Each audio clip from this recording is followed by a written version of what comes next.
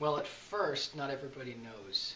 Like we don't all find out at the same time, which kind of creates a little secrecy in the group dynamic. It's definitely a surprise. It's sort of been fun because I've been reading online everyone's theories of who it's going to be and who it's not going to be, and some people are right, some people are wrong. It's a good reveal, and it's nice because it's a very clever way that we find out, which is nice. It's not just information that's given. There's sort of a situation that presents itself that explains the whole secret sibling, as it were. Interesting. When they first, kind of teased the topic months ago, they tell you immediately who it was, or were you kind of No, waiting to find out? we found out when we read this script the day before we started filming it. We teased it in episode 9, and this is episode 19, so it's literally 10 episodes later, and we've all kind of been theorizing ourselves on who it was going to be, and I think it's a really good decision of who it is. It's a very interesting decision, and quite a startling one, but ends up making quite a lot of sense, I think. In the last episode, it almost seemed like he was a little bit interested in Diana again. Is that explored further, Well, or is that just for that one episode? I don't even know if that was really intended. That was just sort of where I ran with it. After Curse, it allowed me to kind of reinvent the Adam character, or perhaps not even reinvent, but go back to who he was before the pilot, before Cassie got there, which no viewer ever saw.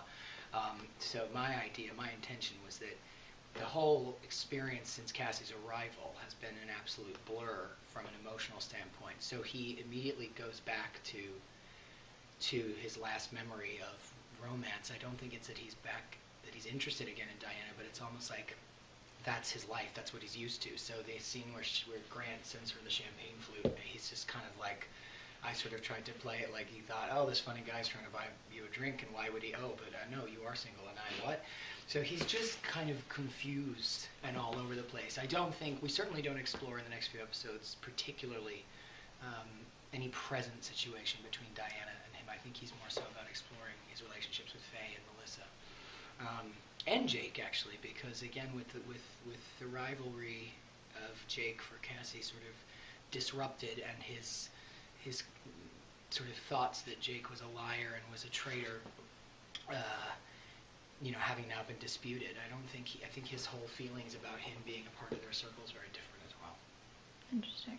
And with the whole Cassie situation, do they interact much in these last batch of episodes, Oh or is yeah, it kind absolutely. No, I mean that's of course we explore this new situation with Adam and Cassie because you've got one who's Adam still really cares for her and wants to protect her, and thinks she's a very smart and intelligent and strong girl, and he sort of knows that there was this other thing, but he can't grasp it.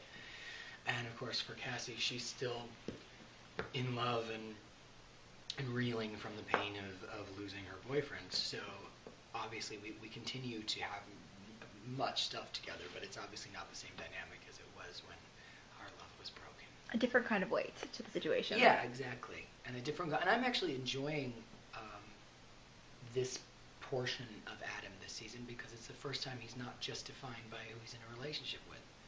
I don't know anything about Adam, and I don't think the viewer does either at this point, other than who he likes to date.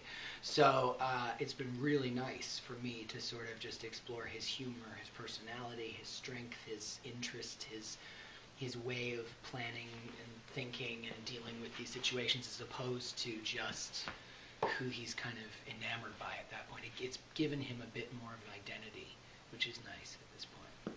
And does that new identity clash with Blackwell still? No, I think Blackwell has very cleverly, for better or for worse, time will tell, gotten us all under his wing. I think that there have been clever scenes where he's systematically kind of appealed to exactly what we needed him to appeal to. For Jake, it was sort of the changed man. For Right. Melissa, it was a tie to her mother. For me, it was to not just sit around anymore, but to rise up. And all of us have sort of been taken by his charm, as it were, which of course is why he's been talked up as a very powerful man. Now, whether he really is being honest or whether he's a very smart manipulator,